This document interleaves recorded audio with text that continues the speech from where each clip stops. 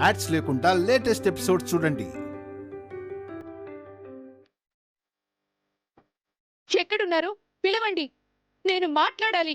ఈ అన్యాయం ఏంటో తేల్చుకోవాలి. అసలు నా బిడ్డ ఏం తప్పు చేసిందని ఇలా చేశారు?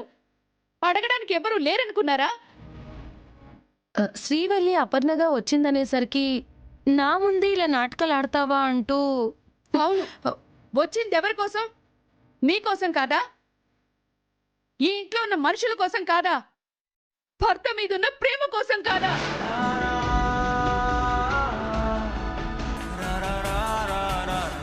వేషం వేసుకుని మీ ఇంటికి దొంగతనానికి ఏమన్నా వచ్చిందా? ఈ విధంగా కనికరం లేకుండా ఇంటి బయట నిలబెట్టాడు. అమ్మా, నన్నెవ్వరు నిలబెట్టలే, నేనే నిలవన్నా.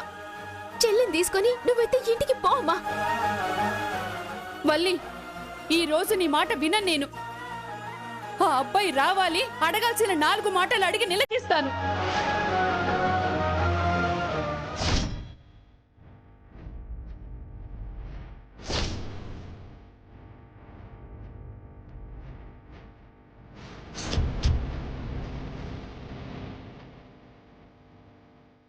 ఏంటమ్మో ఏదో నిలదీస్తామంటున్నారు? వచ్చాడుగా, నిలదీయండి. ఏంటయ్యా ఇది? ఏం పాపం చేసిందని నా బిడ్డని ఇలా బాధ పెడుతున్నారు? ఏ ఇంట్లో అయినా ఆడపడుచు పోరో అత్తగారి పోరో ఉంటుంది, కానీ ఈ ఇంట్లో ఏంటో భర్త పోరుంది.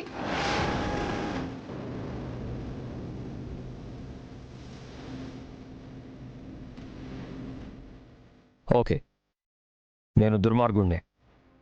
మీ అమ్మాయిని సరిగ్గా చూసుకోవడం లేదు. అలాంటప్పుడు నన్ను భరిస్తూ నా చుట్టూ తిరగడం ఎందుకు? నాకు దూరంగా వెళ్ళిపోవచ్చు కదా.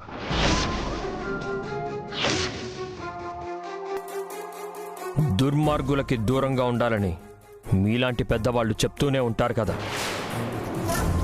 ఏంటి బాబు మీరు చెప్పేది? మీరు చెప్పిందే నేను చెప్పాను. మీరే అంటున్నారు కదా బాధ పెడుతున్నాను అని. ఇంట్లో అత్తపోరు లేదు, భర్త పోరుంది అని. ఈ పోట్లాటలు, ఈ బాధలు అని ఎందుకు? పెదనాన్న,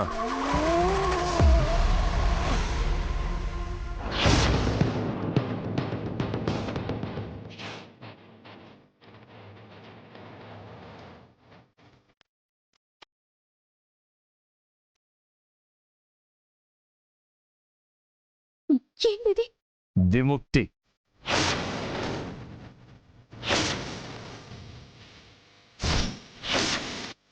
మీ అమ్మ అంటుంది కదా నేను రాక్షసుణ్ణి, దుర్మార్గుణ్ణి అని. మరి నాలాంటి రాక్షసుడికి దూరంగా వెళ్ళిపోయి హాయిగా ఉండేలా విముక్తి ఇస్తాయి ఆ పేపర్. Divorce papers.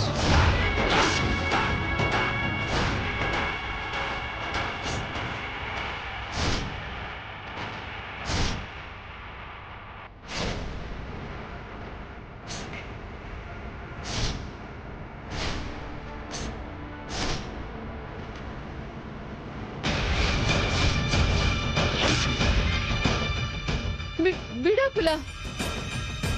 విడాకులేంటి బాబు? నేను అడిగిందేంటి, మీరు చేస్తున్నదేంటి? నా బిడ్డని బాధ పెట్టద్దు అంటే విడాకులు ఇస్తారంటారా? మీ అమ్మాయికి మీ పోలికే వచ్చినట్టుంది. చెప్పింది అర్థం చేసుకోదు. ఇప్పటిదాకా నన్నంది మీరే. విముక్తి తీసుకోమంటే అది తప్పంటుంది మీరే. బాగా చూసుకోమంటే విడాకులు ఇవ్వమని కాదయ్యా. దానికి పిచ్చి, మీ పిచ్చి. అది అర్థం చేసుకొని దాన్ని ప్రేమగా చూసుకోవయ్యా అంటే ఇలా మాట్లాడతారేంటి బాబు? బావా, మా అక్క చాలా మంచిది బావా. నువ్వంటే మా అక్కకి చాలా ఇష్టం బావా. నిజమే, మీ అక్క మంచిది, చాలా మంచిది. తన మోసాలకి మంచితనం అనే ముసుగేసుకొని తిరుగుతుంటే తన సెకండ్ ఫేస్ ఎలా తెలుస్తుంది? ఇన్ని రోజులు నాకే తెలియలేదు. ఔ నేను మోసానికి మంచితనం అనే ముసుగేసుకొని తిరుగుతుంటే మీరు ప్రేమ అనేది మనసులోంచి తీసి పారేసి తిరుగుతుండ్రు. షడాప్.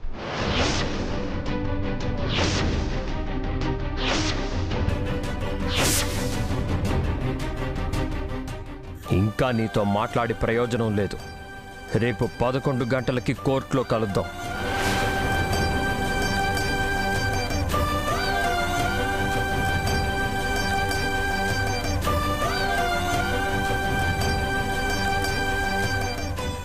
ఏంటమ్మా ఏంటి అల్లుడు గారు కోర్టు విడాకులు అంటున్నారు? అన్నీ అమ్మా అన్నంతల్లే అయితాయా?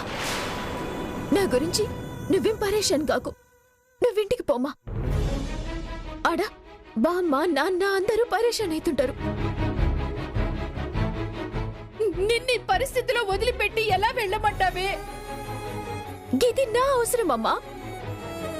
ఇంటి ముంగటైనా బయటైనా గిది నా ఇల్లు. నేను గీన్నే ఉండాలి. నువ్వైతే ఇంటికి పోమ్మా.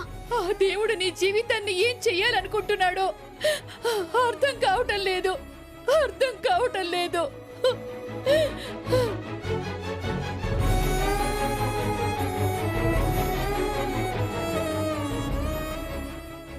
అమ్మ శ్రీవల్లి, నీకు అండగా నిలబడలేను.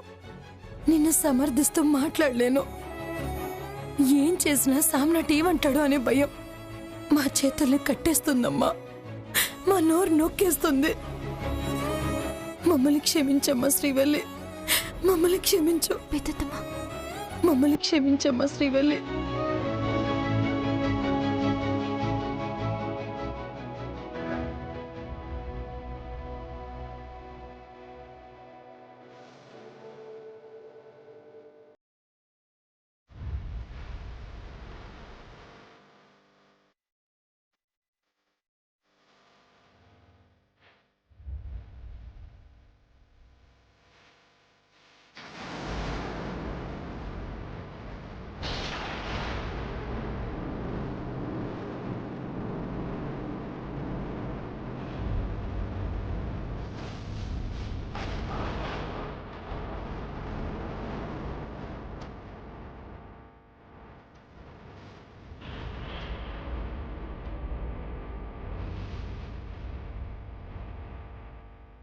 పెద్దమ్మ, బాగా ఆకలిగా ఉంది. రండి భోంచేద్దాం.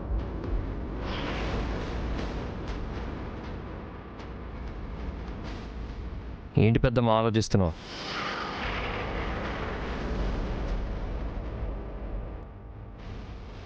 ఏంటిలా ఉన్నారు? ఈ ఇంటికి సంబంధం లేని వాళ్ళని బయటికి పంపించాను.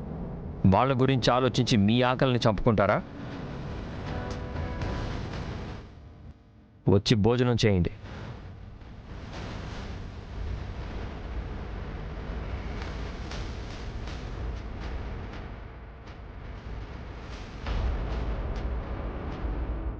వస్తున్నానన్నా.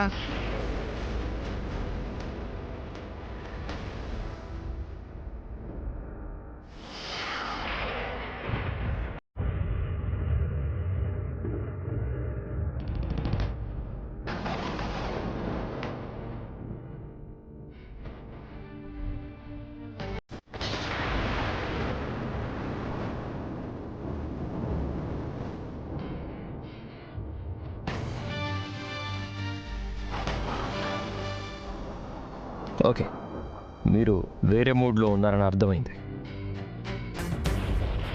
సరే, మీ ఇష్టం. ఎవరిష్టం వాళ్ళది కదా. ముందు నాకైతే వడ్డించండి. అలా తెల్లమొహం వేసుకొని చూస్తావేంటి? ఆకలి అంటున్నాడు కదా, వడ్డించు.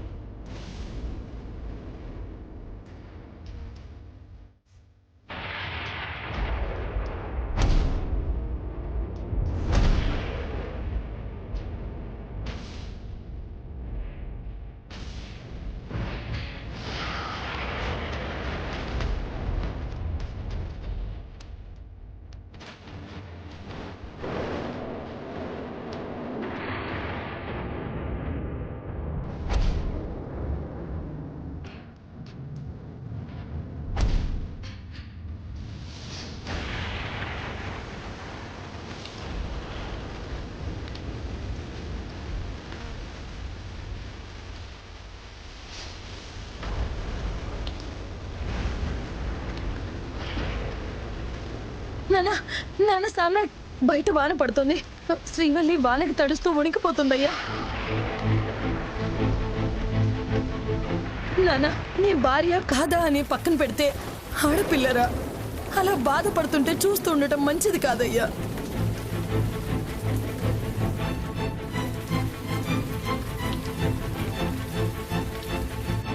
నాన్న నాన్న నీకెంత కోపం ఉన్నా ఇలా ప్రవర్తించడం మంచిది కాదు. రేపు నువ్వేం చేయాలనుకున్నా చెయ్యి, కానీ ఈ రాత్రికి మాత్రం ఇంట్లోకి రానివయ్యా. ఇంటి ముందు కారుంది, డ్రైవర్ ఉన్నాడు. కావాలంటే కారులో తన ఇంటికి వెళ్ళిపోమని చెప్పు పెద్దమ్మ. అంతేకాని తనని ఇంట్లోకి రానిచ్చే ప్రసక్తే లేదు. నాన్న అంత కఠినంగా మాట్లాడొద్దు.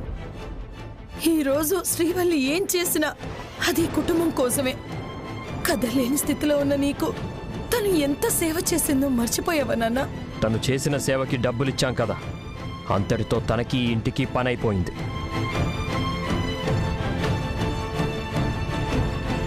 నాన్న నువ్వురా అంతే.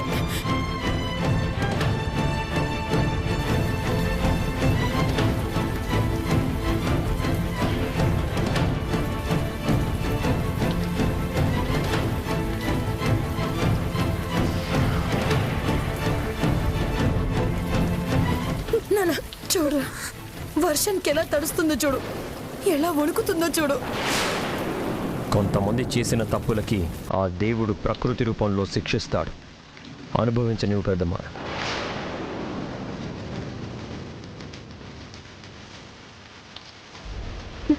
నాన్న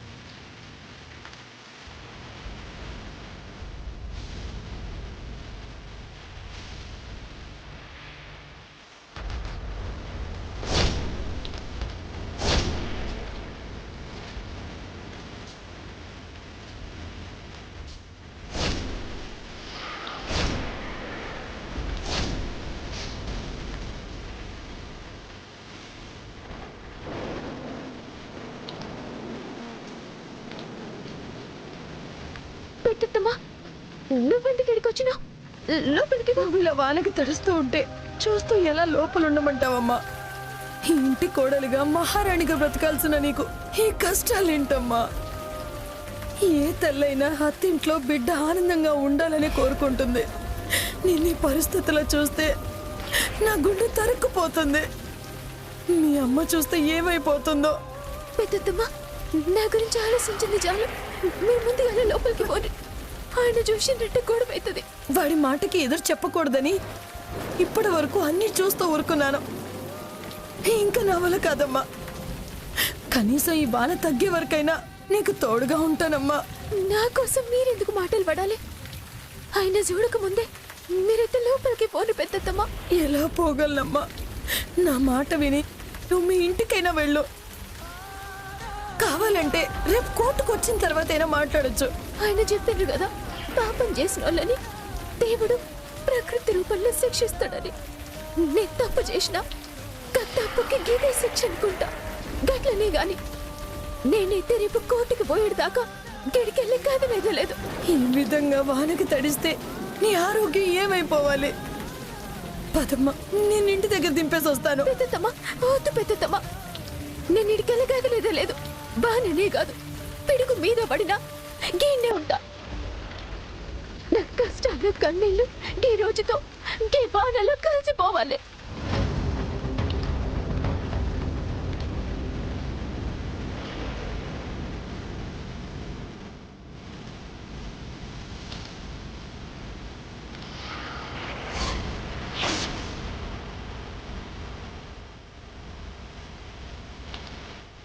పెద్దమ్మ, లోపలికి పద. సన్నట్ ఇది న్యాయం కాదయ్యా. నువ్వు కావాలంటే తనకి ఏ శిక్ష వెయ్యి. ముందైతే తనని లోపలికి రమ్మను.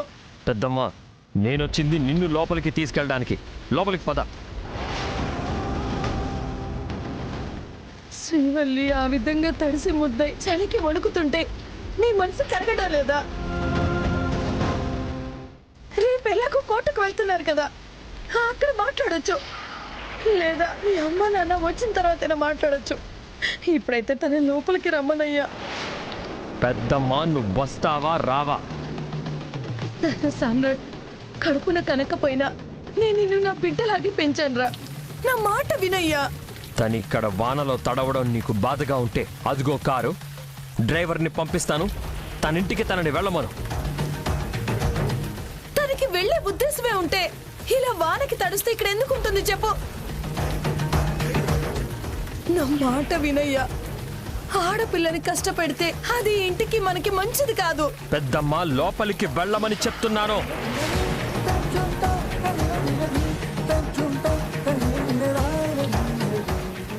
అది కాదయ్యా. అమ్మలా నన్ను పెంచాను అన్నాం.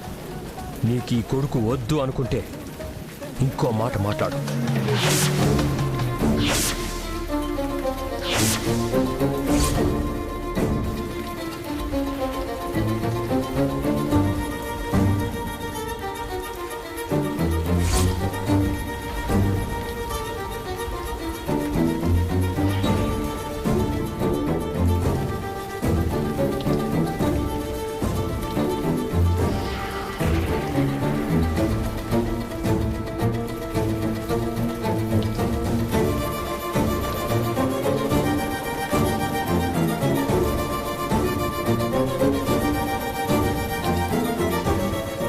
చూడు, నువ్విక్కడ నిలబడి ప్రయోజనం లేదు.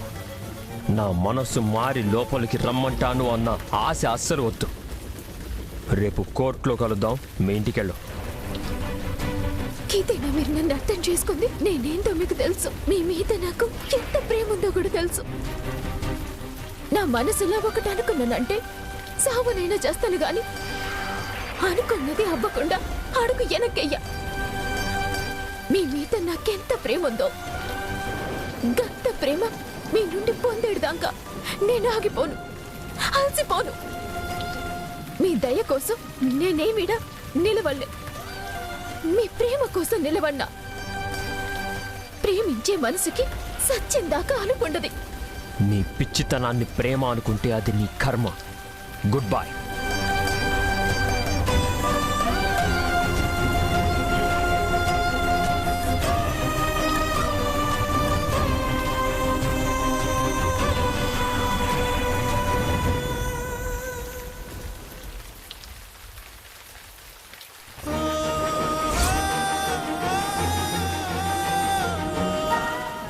మనుషులు పద్ధతులు తప్పుతున్నారంటే కాలం కూడా ఋతువులు తప్పుతా ఉంది. ఎండాకాలంలో ఈ వానేందో ఏమో.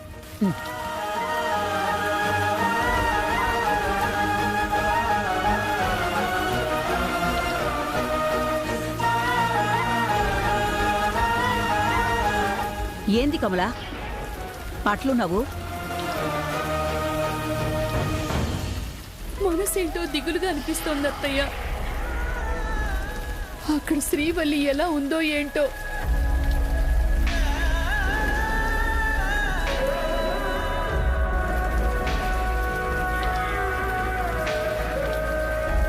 వద్దమ్మా రామ్మా, ఇంటికి పోదాం రా అని నువ్వు అంటే అది ఇన్నదా? అది రాదత్తయ్య. దానికి అల్లుడు గారంటే ప్రాణం. అల్లుడు గారి ప్రేమలో తడిసిపోవాలన్న పిచ్చిదాని కోరిక ఎడారిలో ఎండమావిలా అయిపోయింది.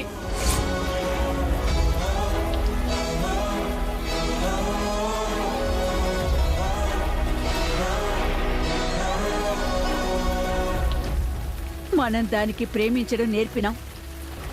గదే మనం చేసిన తప్పు. గందికే శ్రీవల్లి కష్టాల్ని కూడా ప్రేమించడం అలవాటు చేసుకున్నది. నా బిడ్డ పరిస్థితి చూస్తున్నావు. ఏం జరుగుతుందో, చివరికి దాని బ్రతుకు ఏమవుతుందోనని భయమేస్తోంది అత్తయ్య. దేవుడైన రాముడి భార్య కష్టపడినా గాని రాక్షసుడైన రావణాసురుడి భార్య ఏ పొత్తు కష్టపడలే. అంటే కష్టాలు మంచోళ్ళకే వస్తాయి. సామ్రాట్ మంచోడే కాదండలేదు. అమ్మని నాన్నని చూసుకుంటాడా? ఒక్క శ్రీవల్లి విషయంలోనే నీ అల్లుడికి ఇట్లా చేస్తున్నాడే. అందరూ బానే ఉన్నారు, కానీ నా బిడ్డ కష్టపడుతోంది కదా అత్తయ్య. నీ అల్లుడు ఏమో కోర్టు అంటున్నాడు, విడాకులు అంటున్నాడు. గాడ ఏమైతుందో ఏందో. ఏ కాపురం కోర్టు మెట్ల దాకా వెళ్ళకూడదు అత్తయ్య. నా బిడ్డ ఏ జన్మలో ఏ పాపం చేసిందో దానికి ఈ పరిస్థితి వచ్చింది. రేపు కోర్టులో అబ్బాయి ఏమంటాడో, ఆ న్యాయమూర్తి గారు ఏం తీర్పిస్తారో, పొరపాటున విడాకులు ఇచ్చేస్తే